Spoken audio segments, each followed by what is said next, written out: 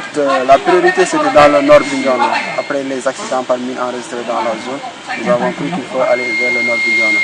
Mais il y a toujours un problème de moyens. Donc, comme vous connaissez aussi la zone, il faut progresser lentement mais sûrement. C'est ce qui nous a motivés à commencer à travailler dans le Signan, voir par rapport aux besoins des populations comment évoluer. Et grâce à Dieu, à travers ce partenariat que nous avons avec Andika aussi et des autres partenaires comme l'UNICEF, le Centre national de Chantilly, nous avons juste d'aller de l'avant parce que la population est de plus en plus demandeuse de cette initiative. Et nous avons vu que aussi ça sauve des vies. Et jusque-là, notre stratégie elle est motivée aussi par le fait que nous voulons travailler là où les gens en ont le plus besoin. Il ne s'agit pas de donner l'éducation au risque des mines, là où il y a moins de danger, parce que le danger est partout. Le danger est partout, mais il faut aller vraiment là où le danger est beaucoup plus élevé. Donc, depuis quelque temps, nous sommes dans la zone du Nara, et depuis quelque temps aussi, nous constatons qu'il y a une dynamique de retour dans cette zone-là. Et comment faire pour accompagner cela? À travers l'éducation au risque des mines, qui précède notamment le déminage dans la zone.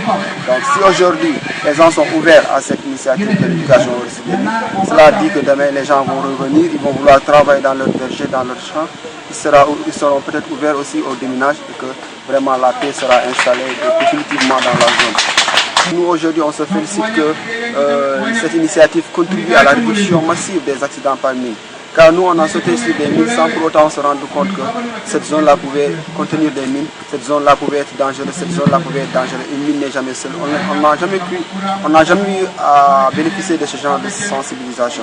Aujourd'hui, nous aidons les populations à avoir des acquisitions sur les comportements sécures dans la zone, les comportements adaptés. Et on s'est rendu compte que vraiment il y a moins d'accidents par mine, malgré que les populations sont en train de revenir, mais ils limitent leurs actions dans les zones dites dangereuses, dans les zones surpétiminées. Et cela, c'est un des résultats de l'éducation au risque des mines. Et c'est pourquoi nous nous félicitons et nous demandons nos partenaires, car nous nous sommes rendus compte que l'éducation au risque des mines ne doit pas être ponctuelle. Il faudrait que ce soit quelque chose de permanent.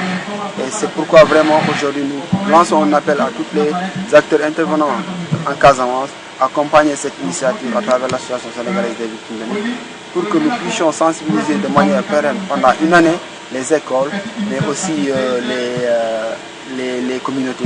Parce que chaque année, dans l'année, chaque moment, il y a une activité. Et cette activité-là peut être risquée par rapport au danger des mines. Donc, c'est pourquoi nous devons nous évoluer par rapport aux besoins des populations et les sensibiliser de manière pérenne. En fait, nous savons qu'aujourd'hui, notre positionnement n'est pas basé sur savoir qui a mis les mines, qui n'a pas mis les mines. Aujourd'hui, nous sommes victimes de mines. Nous sommes victimes d'une situation qu'on ne connaît pas, car nous on est nés dans ce conflit-là. Et malheureusement ou heureusement, nous avons sauté sur des mines. Est-ce que nous allons laisser nos frères sauter sur des mines? Nous sommes tous des innocents, comme je le dirais, dans l'association sénégalaise des victimes de mines, car on n'est pas des acteurs actifs dans le cadre de ce conflit-là. Aujourd'hui, nous intervenons pour le bien des populations.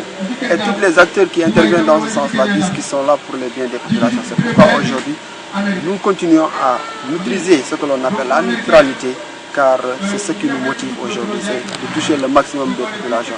Et nous sommes conscients aussi que nos activités sont suivies, que ce soit du côté de l'FDC, comme vous l'avez dit, du côté de l'armée aussi, car nous avons tous le même objectif, c'est-à-dire accompagner les populations.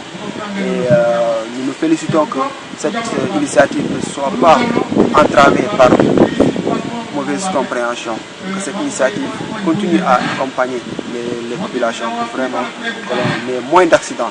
Car aujourd'hui, la personne qui saute sur une mine ici et que la personne qui saute sur une mine ailleurs, c'est une même souffrance. Peut-être même cette personne-là peut beaucoup souffrir parce que tout simplement, avant d'arriver à l'hôpital, avant d'être pris en charge, ça peut être très difficile. Et celui qui saute sur une mine, rarement qu'il soit d'une autre nationalité. Ils sont quasiment des Sénégalais, des Casamassés et parfois même du village concerné. Donc c'est pourquoi aujourd'hui cette initiative doit être vraiment accompagnée par tous les acteurs. C'est-à-dire que tant qu'il y aura des mines dans le Nord Sindian ou ailleurs, le partenariat entre la zone et les populations va être pérennisé.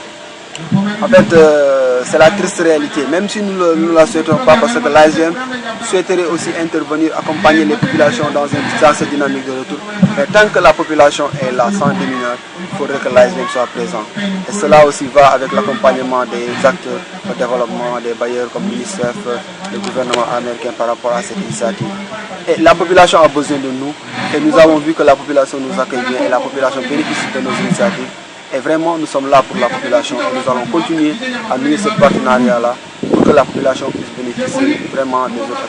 Et aussi, c'est la même occasion pour plaider au nom des populations, car c'est à travers l'éducation au risque de l'île que l'on se rend compte que vraiment les gens sont dans le besoin. Aujourd'hui, nous avons eu la chance de voir la triste réalité d'une maternité qui est là, qui abrite vraiment 3 ou 4 villages environnants. Et nous savons qu'aujourd'hui, vraiment, on pensait que ça n'existait pas au Sénégal. Et vous avez vu la triste réalité, cette case-là qui ne semble même pas être bien, je ne sais pas comment le définir, mais il faudrait que vraiment que l'on puisse transférer le message à nos partenaires pour que l'on puisse accompagner cette initiative de l'éducation au risque de l'île avec d'autres initiatives, notamment la construction des infrastructures publiques pour le bien des populations. Car plus que la population est restreinte, plus que les fréquentations sont limitées, moins il y a de risques. Et vraiment, c'est notre créneau, ça dit, aider les populations à vivre dans leur environnement pour limiter les risques.